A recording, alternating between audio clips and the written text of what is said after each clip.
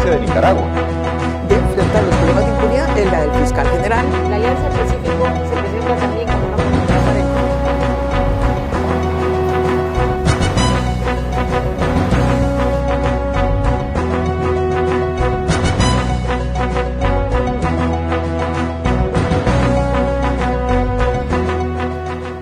Para estar bien informados, gracias por elegir al espacio Fernando Aguayo América. Cordiales saludos a los seguidores de Mega TV, ahora por YouTube en la Florida, Estados Unidos, también en el Ecuador por Vito TV y en el Ecuador y en el mundo por OnePlus TV. Hoy tenemos como invitado al economista José Orellana. Él es analista, consultor de empresas. Gracias por estar con nosotros. Es importante el que resaltemos todos estos desplazamientos que hace el presidente de la República, en una especie de diplomacia directa. Este viaje hasta la China, la segunda potencia económica, y con quien desde hace un año tenemos un tratado de libre comercio.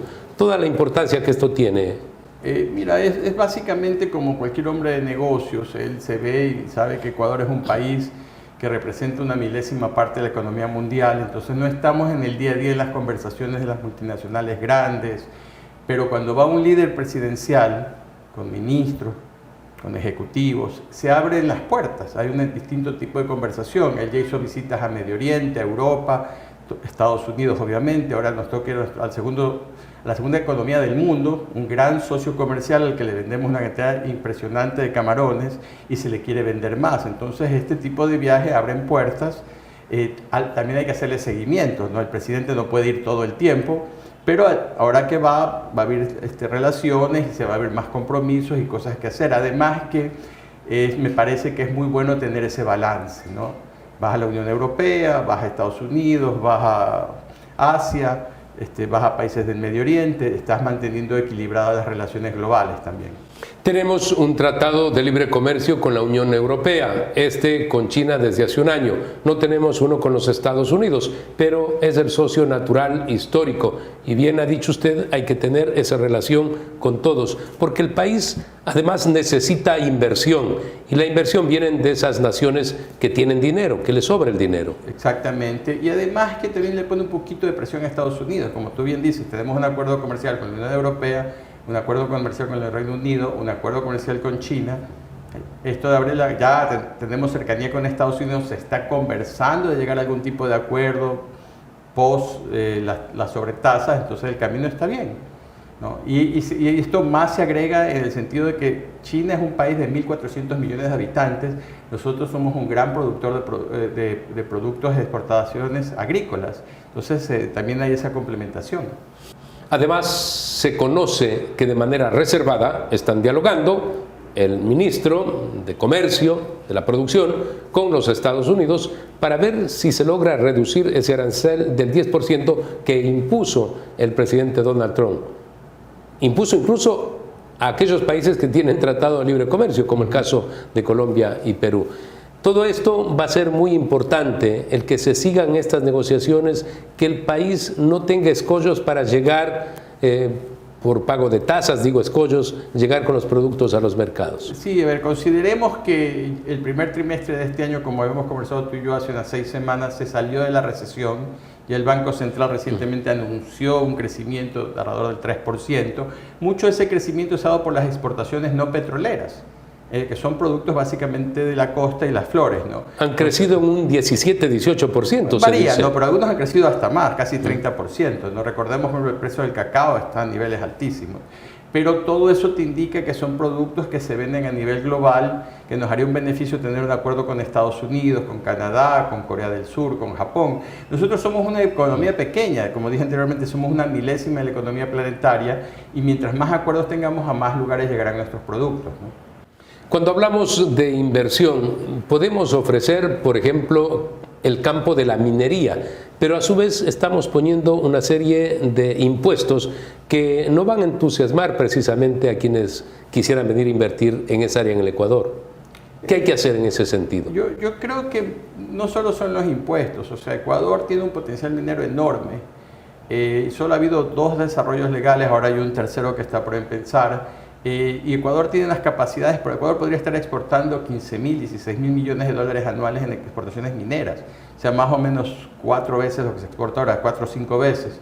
El problema es que estos procesos toman tiempo, entonces tú tienes que hacer todas las modificaciones necesarias, que no es algo nuevo, ya estas conversaciones se hicieron mucho tiempo atrás, porque la minería existe en todo el planeta. Perú y Chile son 2 de las grandes naciones mineras del mundo, Colombia también ha entrado al negocio de minería.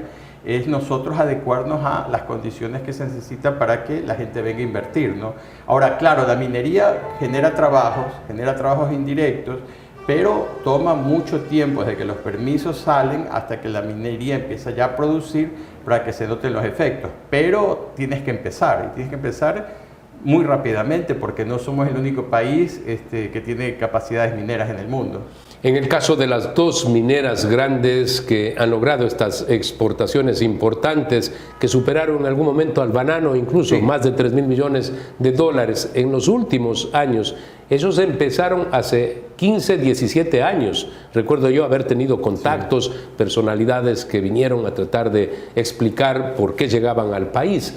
De tal forma que, como usted dice, hay que hacerlo, pero los resultados se los obtiene después de varios años, claro, lo que es producir. Claro, va a haber algún tipo de resultado, tienes que invertir, ahora se les esfuerza que tengan su propia capacidad de generación eléctrica, va a haber inversiones, pero ya cuando que la producción salga, que los metales, la masa que sale como un lodo con distintos tipos de minerales salga para exportarse, toma bastante tiempo.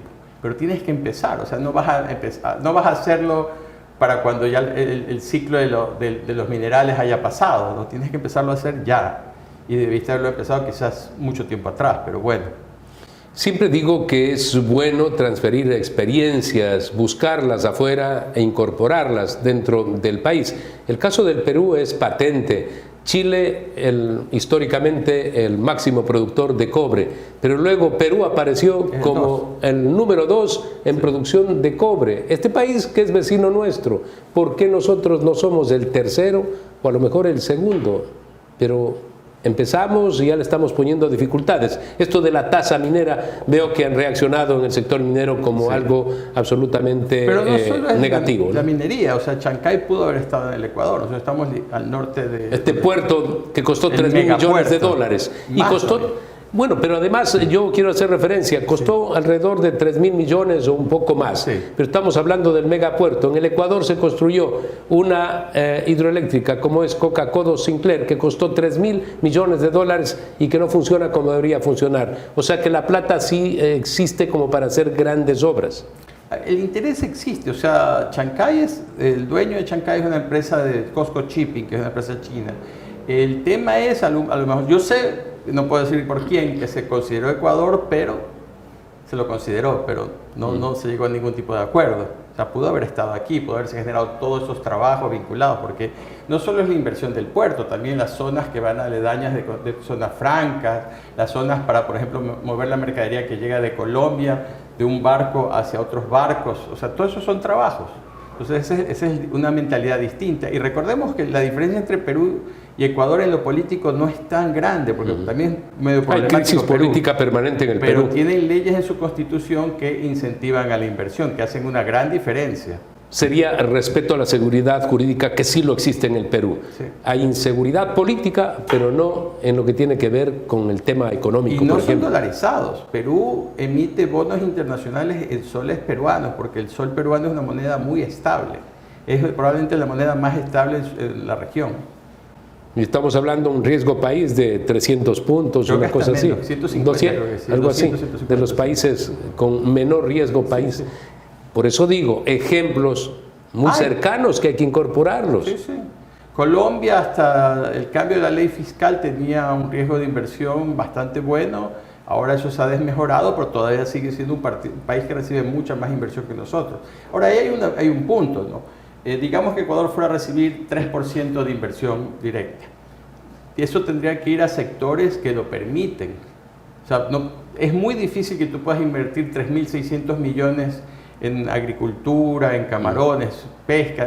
El sector pesquero exporta atunero 1.600 millones. Entonces tienes que entrar a sectores como minería, petróleo, gas natural, infraestructura vial, infraestructura de generación, transmisión y distribución eléctrica, que son sectores que reciben muchísimo dinero.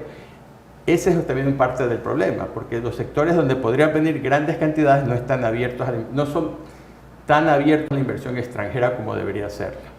Mire que no hemos hablado de petróleo y el petróleo sigue siendo una fuente de recursos, indudablemente debe serlo para el Ecuador, pero en lugar de crecer en producción, decrecemos en la producción. Perú creció como 17% creo que este último año. Y Colombia años atrás duplicó la producción y sobrepasó el 1.000.000 de barriles. Sí.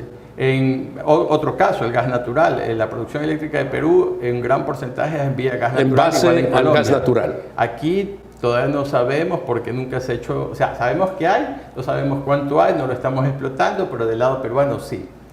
Cosas que suceden. Bien, yo le quiero agradecer por haber estado con nosotros aquí en Fernando Aguayo América. Muchas gracias. Muy amable. Vamos a hacer una pausa comercial, retornamos.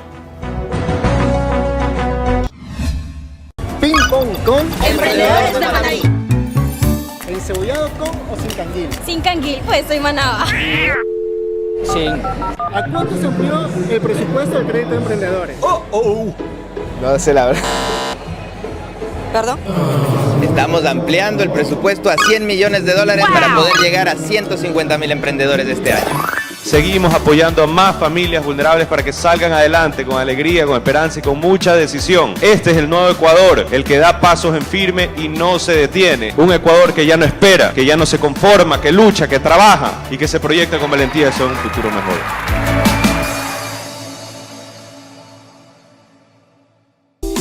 Verde Fruit, el camino para acercar los productos de América Latina a los Estados Unidos.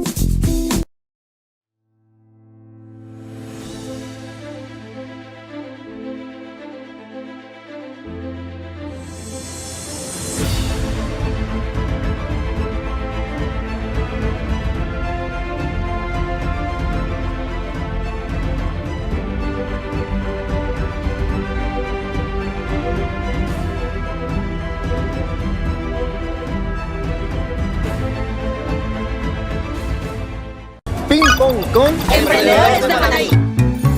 ¿Encebollado con o sin canguil? Sin canguil, pues soy manaba. ¿A cuánto se amplió el presupuesto del crédito de emprendedores? No sé la verdad. ¿Perdón? Estamos ampliando el presupuesto a $100 millones para poder llegar a 150.000 emprendedores este año. Seguimos apoyando a más familias vulnerables para que salgan adelante con alegría, con esperanza y con mucha decisión. Este es el nuevo Ecuador, el que da pasos en firme y no se detiene. Un Ecuador que ya no espera, que ya no se conforma, que lucha, que trabaja y que se proyecta con valentía hacia un futuro mejor.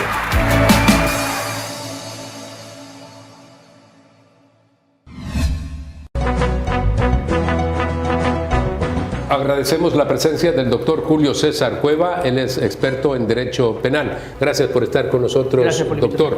En estos momentos la lucha en contra de la delincuencia se intensifica, se ve al gobierno actuando, pero hay una serie de situaciones que generan retrocesos y es la actitud de muchos servidores de la justicia.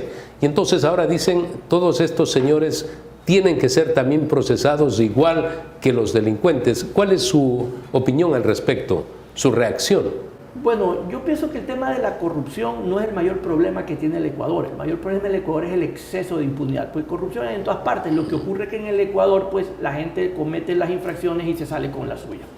Ahora, la depuración del sistema judicial requiere no solamente la depuración del sistema a nivel de jueces o de fiscales, también de abogados en libre ejercicio, pues digámoslo como debe ser, Fernando, porque si algo nos dejó purga y metástasis como evidencia, es que hay un grupo de abogados, que no son pocos, que solo sabe Dios cómo tienen el título, dedicados exclusivamente a corromper el sistema. Y son el enlace entre el funcionario público que se quiere corromper y el privado que los quiere corromper, independientemente de que este privado sea empresario o sea alguien vinculado a los grupos de delincuencia organizada. Pero realmente se requiere de una reforma integral. Cuando usted dice la corrupción existe a nivel internacional, pero hay que atacar la impunidad, porque la impunidad la cometen autoridades y hay un grupo reducido de personas que son los que cometen este tipo de actos absolutamente reñidos con la ley.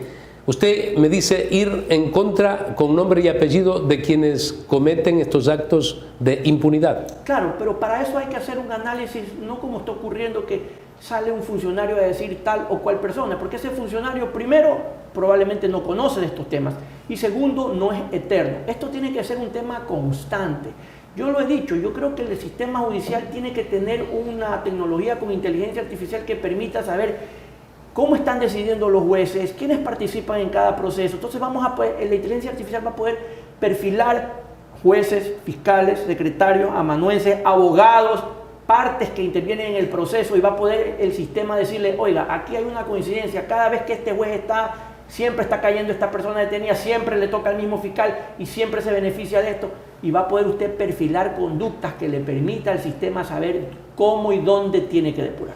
Doctor, solamente para que quede clara esta idea, que una pregunta un poco larga, traté de que se pueda definir. Digo, la impunidad la cometen personas que son del sistema público, funcionarios públicos. Sí, claro, el privado no puede cometer impunidad. Claro, por supuesto, es que el funcionario por eso digo que son personas con nombre y apellido. Claro, hay que identificarlos, pero hay que identificarlos a todos, porque esto es un tema que viene de mucho tiempo, no es un solo caso. Hay gente también en el sistema que se dedica casi que de forma exclusiva a esto, que prácticamente la función pública es un negocio paralelo, no es la función pública como para servicio. Esto significa que aquel que dice, hay un concurso de jueces, ahí está mi futuro, ese es mi negocio. Sí, señor. ¿Por qué? Porque estando adentro conoce cómo funciona el sistema, tiene acceso a otros para corromper a otros. Y entonces no es el cargo, y de hecho el sueldo es, como se dice en nuestra idiosincrasia, para los caramelos, es realmente estar dentro del sistema para poder tener acceso a cómo funciona el sistema y acceso a otras personas, porque por ejemplo usted y yo no podemos ir a la corte y sentarnos con el juez porque están en una situación de casi que incomunicación, y es correcto que así sea, pero el que está para corromperse, que ha entrado al sistema, él sí tiene acceso y puede hacer cosas que otros no. Lo normal sería que en el ascenso, en la escalera de la vida, en la formación profesional, uno vaya logrando, por ejemplo, llegar a ser juez. Pero resulta que acá, ¿usted cree que existe el mérito para que alguien se sienta juez? El problema es que en el primer mundo ser juez no solo es un mérito, es casi que un gran honor. De hecho, muchos abogados aspiran a terminar su carrera ya casi para jubilarse como juez. Por eso que usted escucha que le dicen Your Honor, es un honor ser un juez, y las autoridades, los policías y todo, les dan una reverencia porque son un referente también moral, no solamente de aplicación de la ley.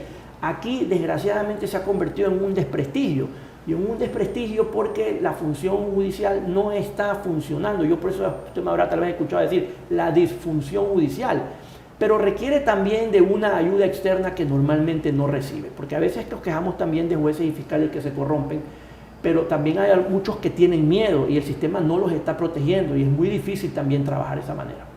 En el caso de los abogados en libre ejercicio de la profesión, ahí sí hay que decir que se radica la responsabilidad en el ámbito privado, en el ámbito profesional, académico también, los colegios de abogados, en donde son socios o parte jueces que son delincuentes. Sí, por supuesto, los colegios de abogados en sus tribunales de honor. ¿Cómo hacer que eso no ocurra?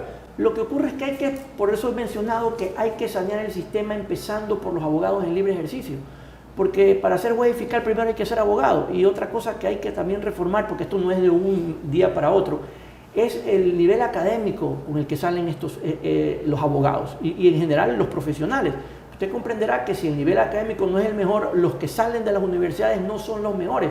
Y esos que no son los mejores, que probablemente en el libre ejercicio no les iría bien por falta de conocimiento, terminan en los concursos públicos. Por falta de competencia, sí, señor, como profesionales. Sí, y por falta también de conocimiento. Entonces hay que empezar también por ahí, y se necesita también un sistema que permite en un momento determinado, dada la gravedad de la situación, quitarle la licencia para el ejercicio profesional de por vida a un abogado o a un juez, para que no pueda, después de ser sancionado, ir como abogado, porque entonces va con beneficio, pues conoce el sistema y sale a libre ejercicio. Es exactamente lo mismo que nada, no sirvió la sanción. Vamos a hacer una pausa comercial, retornamos inmediatamente y proseguimos en este análisis. Ping pong con Emprendedores de Manaví. ¿Encebollado con o sin canguil? Sin canguil, pues soy manaba. ¿A cuánto se amplió el presupuesto del crédito de emprendedores? No sé la verdad. ¿Perdón? Estamos ampliando el presupuesto a 100 millones de dólares para poder llegar a 150.000 emprendedores este año. Seguimos apoyando a más familias vulnerables para que salgan adelante con alegría, con esperanza y con mucha decisión. Este es el nuevo Ecuador, el que da pasos en firme y no se detiene. Un Ecuador que ya no espera, que ya no se conforma, que lucha, que trabaja y que se proyecta con valentía hacia un futuro mejor.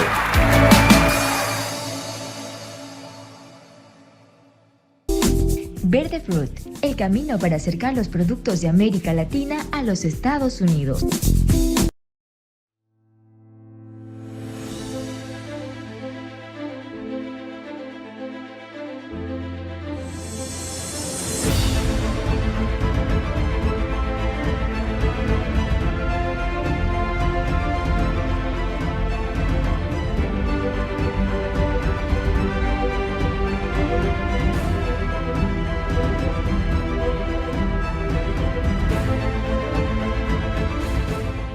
Ping pong con Emprendedores de Manaví. encebollado con o sin canguil. Sin canguil, pues soy Manaba. ¿A cuánto se amplió el presupuesto del crédito de emprendedores? No sé la verdad. ¿Perdón? Estamos ampliando el presupuesto a 100 millones de dólares para poder llegar a 150.000 emprendedores este año. Seguimos apoyando a más familias vulnerables para que salgan adelante con alegría, con esperanza y con mucha decisión. Este es el nuevo Ecuador, el que da pasos en firme y no se detiene. Un Ecuador que ya no espera, que ya no se conforma, que lucha, que trabaja y que se proyecta con valentía hacia un futuro mejor.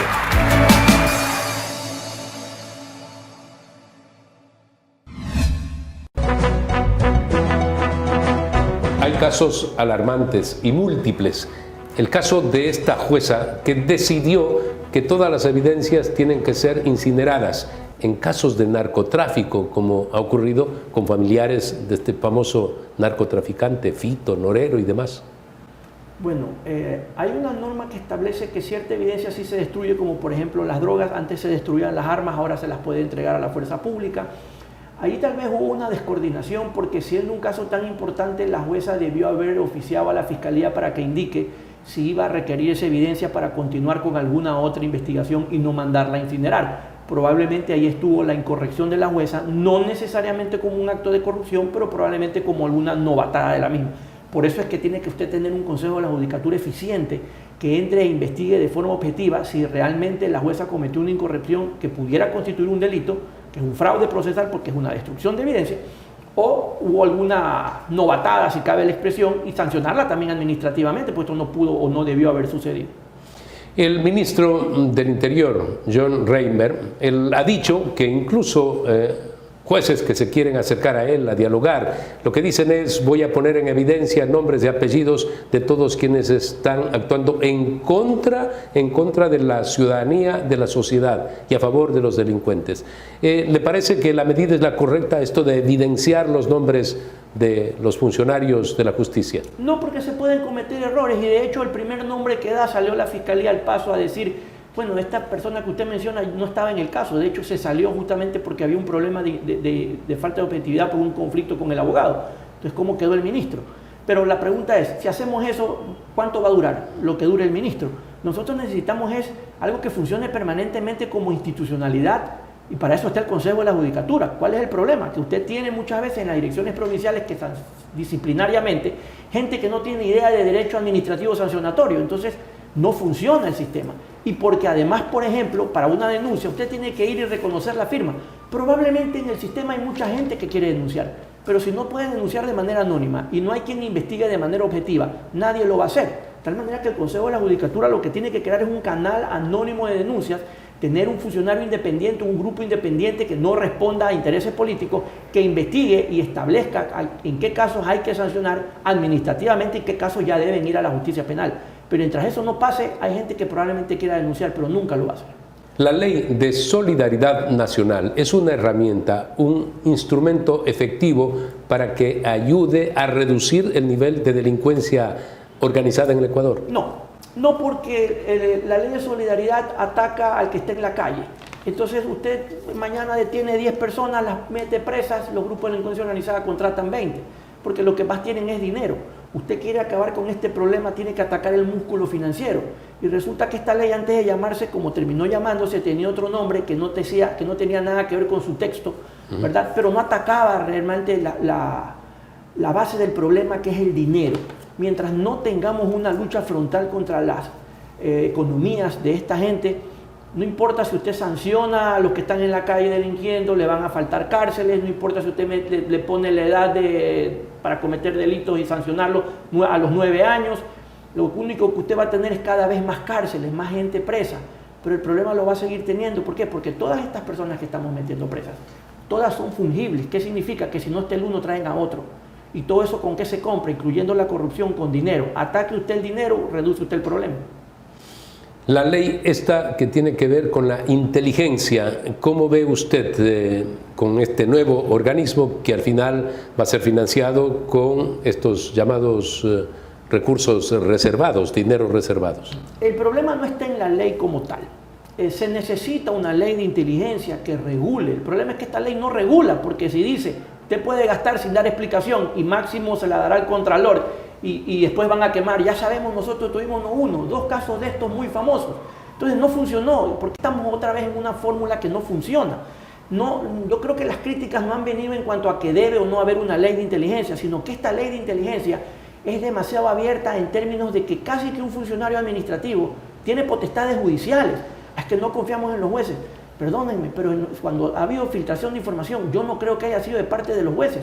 2 o 3 o más casos importantísimos que han sido judicializados, Purga, Plaga, Metástasis y otros más, fueron con orden judicial los allanamientos y no se filtró la información, si no los casos no existieran. Entonces el problema no está ahí, es simplemente querer saltarse una instancia que en todo el mundo civilizado funciona y funciona así, dándole a una sola persona administrativamente una potestad que solo tienen los jueces, porque es la única manera de proteger al ciudadano del abuso. Usted comprenderá que una ley de inteligencia no deja de ser muy tentadora. Y en otras partes del mundo hay muchas experiencias, incluso bandos medios que han utilizado el equipamiento y la tecnología para espiar incluso a familiares y han desviado la atención del uso de los equipos. Ya ocurrió en el Ecuador. Durante el correísmo, recuerde usted que invirtieron grandes cantidades de dinero en aparatos que eran para perseguir, para escuchar. No era para prevenir el delito. Y no se sabe dónde están, que es lo peor de todo. Y que costaron mucho a los ecuatorianos. Muchas gracias, doctor, por haber estado con nosotros. Amigos, recuerden ustedes que tienen una cita la próxima semana en Fernando Aguayo América a través, para los seguidores de Mega TV, de YouTube, en el Ecuador por Vito TVO y en el Ecuador y en el mundo por OnePlus TV.